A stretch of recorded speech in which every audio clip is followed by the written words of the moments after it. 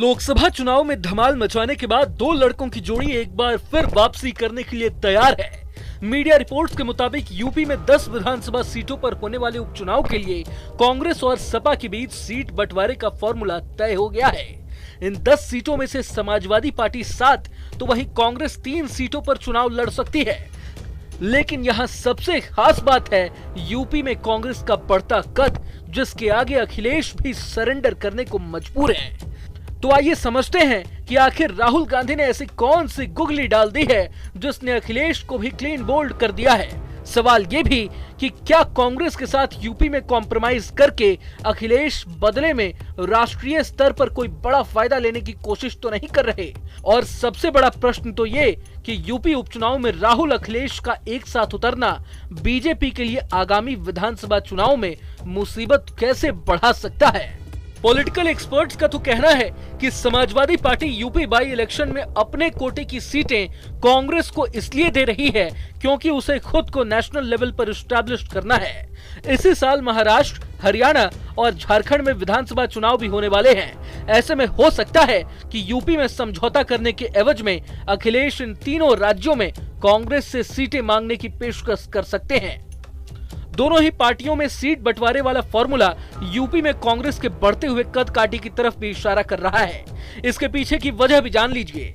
ऐसा पहली बार नहीं है जब कांग्रेस और सपा एक साथ चुनाव लड़ रही हो, बल्कि इससे पहले लोकसभा चुनाव में भी दोनों ही पार्टियों का अलायंस था। खास बात यह है कि आम चुनाव में सीट बंटवारे के तहत सपा ने यूपी की 80 में से 63 सीटों पर चुनाव लड़ा था, जबकि कांग्रेस के खाते में 17 सीटें गई थी।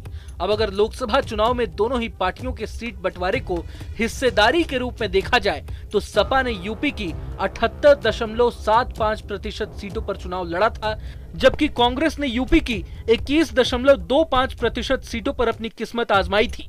मतलब लोकसभा चुनाव में अखिलेश का पलड़ा राहुल पर भारी था। लेकिन अब यूपी उपचुनाव में हुए संभावित सीट बंटवारे से ऐसा लग रहा है जैसे यूपी में कांग्रेस का कद महज 2 महीनों में काफी बढ़ गया है। आंकड़े भी राहुल के बढ़ते कद की तस्दीक कर रहे हैं। 10 सीटों पर होने वाले उपचुनाव में कांग्रेस के खाते में 3 सीट गई हैं, मतलब 30% हिस्सेदारी, जबकि सपा के खाते में 7 सीटें आई हैं, जिसका मतलब है 70% हिस्सेदारी। अब जहां लोकसभा के चुनाव में कांग्रेस की भागीदारी महज 21.25% थी, तो वहीं बाई इलेक्शन में ये ग्राफ 7% बढ़कर 30% तक पहुंच गया है। जानकारों का तो मानना है कि कांग्रेस के सामने सपा के सरेंडर के पीछे राहुल का यूपी पर फोकस बढ़ाना और राज्य में कांग्रेस की सीटों में हुआ इजाफा एक अहम कारण है। यही नहीं, गांधी परिवार का गढ़ माने जाने वाली अमेठी और रायबरेली सीट पर भी राहुल ने फोकस करके यह संदेश देने की कोशिश की है कि अब वे इन सीटों की कमान अपने किसी मैनेजर के हाथ में नहीं देने वाले। राहुल की इस कोशिश के चलते कांग्रेस के जमीनी कार्यकर्ताओं का मनोबल भी पहले के मुकाबले बढ़ा है।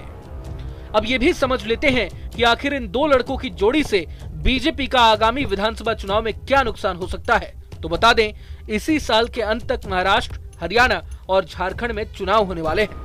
माना जा रहा है कि कांग्रेस महाराष्ट्र और हरियाणा में सपा को अपने कोटे की सीटें दे सकती है।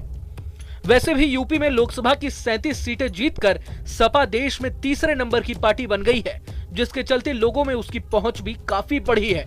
ऐसे में अब अगर राहुल और अखिलेश की जोड़ी इसी तालमेल के साथ इन तीनों राज्यों के चुनावी मैदान में भी उतरती है तो जाहिर है कि बीजेपी का काम बिगड़ सकता है।